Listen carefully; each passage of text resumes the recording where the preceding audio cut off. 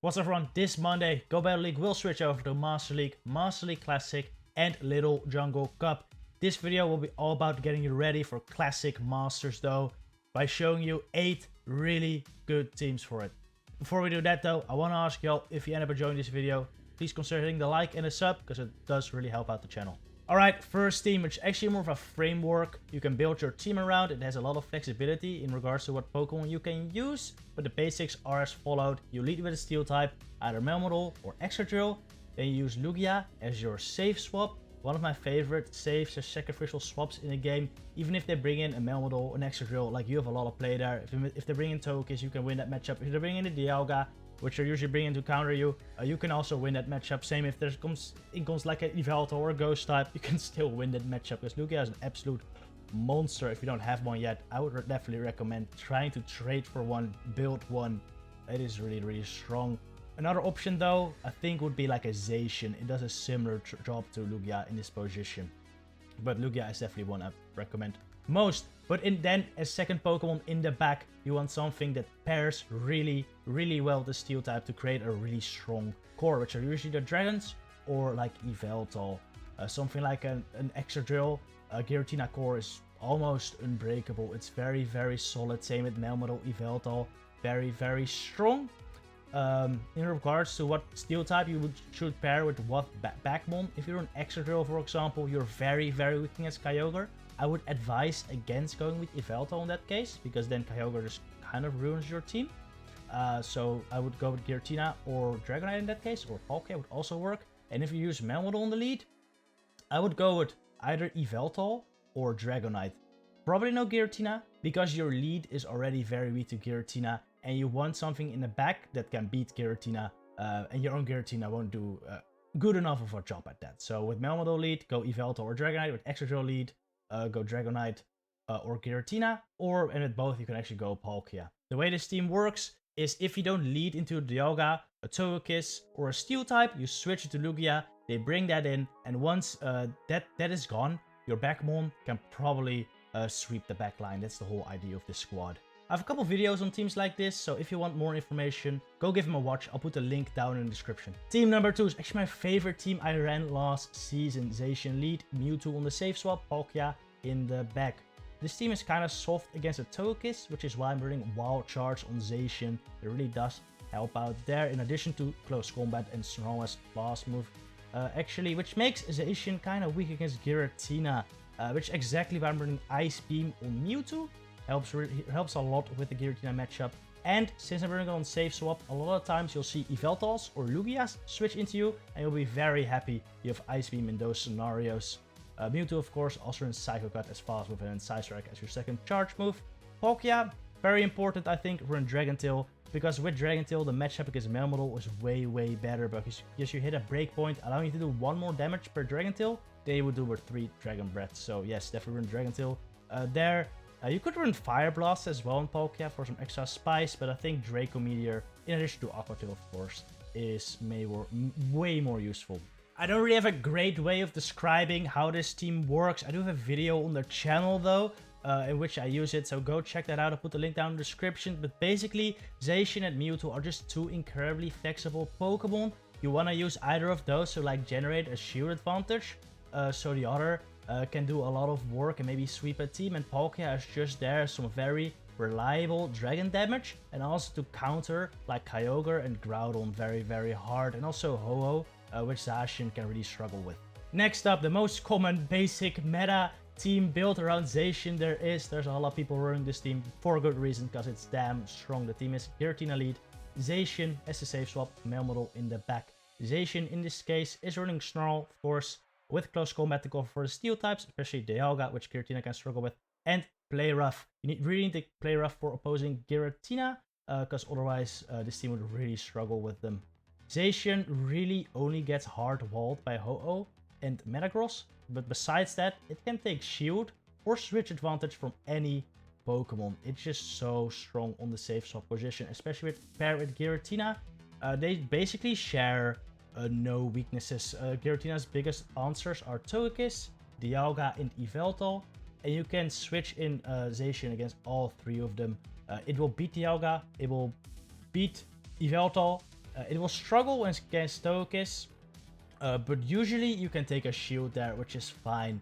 You know, both Giratina and Melmetal do very good with shield advantage, so even if you don't get switch advantageization, you're very, very fine there. There's Melmetal on the back in this team because it pairs insanely well with Giratina. They basically share almost no common weaknesses, which make this a really well-rounded team. Next up is a team that's for all of you that don't have access to all the legendaries. I mean, they can be quite hard to get if you didn't raid them during the period they were available. Team is Dragonite Double Steel. It's a very common team that's been around for a very long time. Basically since the creation of Master League. We used to run Metagross instead of Excadrill back in the day because, well, back then Excadrill only had Mud Slap, but these days with Mudshot, Excadrill is just a better option than Metagross. If you don't have a Melmetal, you could actually replace it with Metagross, but Melmetal is pretty damn easy to get these days. There's no need to get a Switch anymore. Just download the Pokemon Home app, you send a Pokemon from Pokemon Go to Pokemon Home, and you get a Melton box every couple of days, so it shouldn't be that hard to get, and you should be able to get your hands on a Dragonite and Excadrill as well. This team is a very basic ABB team. If you run, if you have bad lead, you switch into one of your steel types, you lure out the steel answer, you usually don't get switch advantage back. Honestly, Melmetal and Excadrill aren't the best safe swaps, so usually you just want to try to get whatever switches into you as low as possible, or try to get a shield even.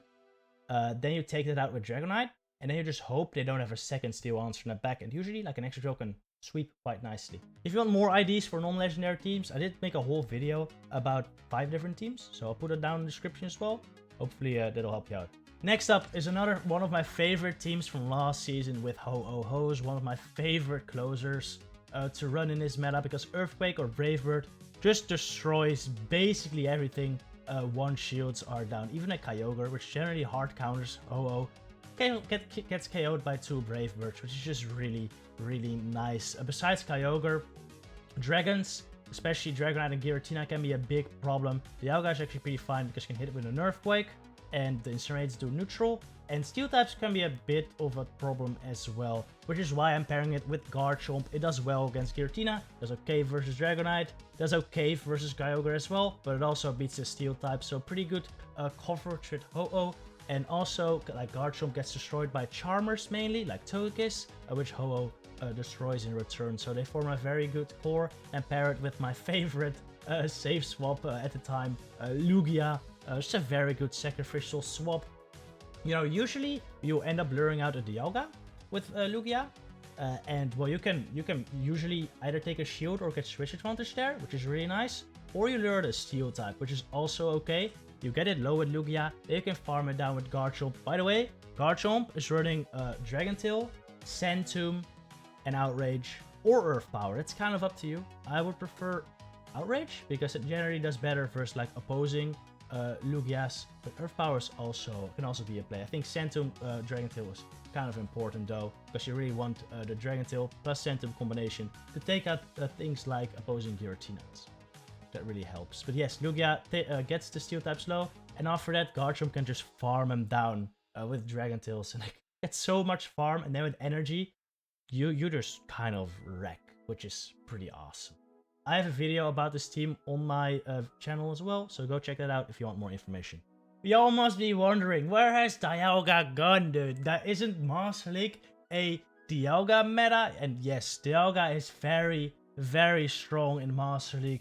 Still, even after the Excadrill buff, even after another Fairyzation coming in, even after Zamazenta, a pretty good fighting type came in, which, by the way, I don't think I really recommend Zamazenta, but it's cool spice, that's for sure. But yeah, Dialga is still strong. Dialga feels very strong. I honestly just generally don't really like running it, because every team is basically built around countering Dialga. Everyone is overcompensating for Dialga. In my experience, they either have a Steel type, they have like their own Dialga, they have a Charmer, they have Togekiss, so usually Dialga gets countered.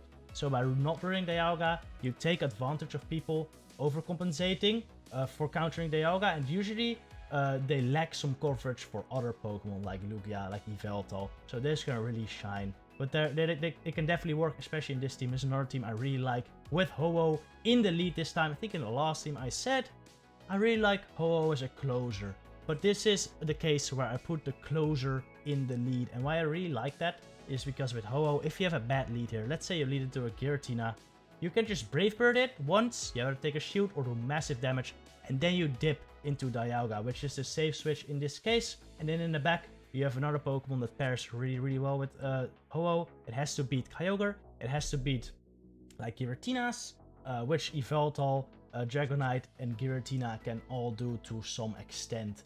So yeah, these three form a really good trio. Ho-Oh, Dialga, very good coverage, and Ho-Oh with whatever you put in the back also has a really good coverage. Dialga lures out the Charmer usually, lures out a Steel type maybe, and once those are gone, your back Pokemon can really sweep in combination with Ho-Oh, Brave Bird spam.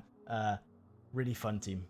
Team number 7, Kyogre, Dialga, Dragontail, Groudon. I really enjoy Dragontail, Groudon. It's just an amazing core breaker for Steel plus Dragon Core, so one of the only core breakers for Melmetal plus Giratina, which is very common. With Dragontail though, it does a little worse versus opposing Steel types. It still destroys Melmetal, but versus Excadrill with Heatran, it can kind of struggle, which is why I'm bringing Kyogre in the lead, because Kyogre can also still beat opposing Steel types.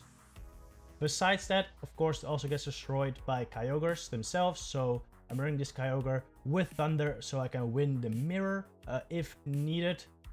And well, Kyogre Groudon is also just a very good core because Kyogre mainly gets destroyed by Giratina, Dragonite, and Dialga, which Groudon can beat all three of those. And then in the middle, just a simple, good old Dialga safe swap, which also helps deal with those pesky dragons Kyogre is weak against. This team, like I said, is just simple. Kyogre lead, Dialga safe swap, and then hope to sweep with Groudon as a very good core breaker in the back. Team number 8. Well, actually don't have an 8th team. That's because the 8th team is yours. Alright, you have a really good team. You know how to play very well. Put it down in the comments. Let us know how it's played. Sure to help a lot of people out. Thank y'all for watching this video. See you in the next one. Good luck in your battles.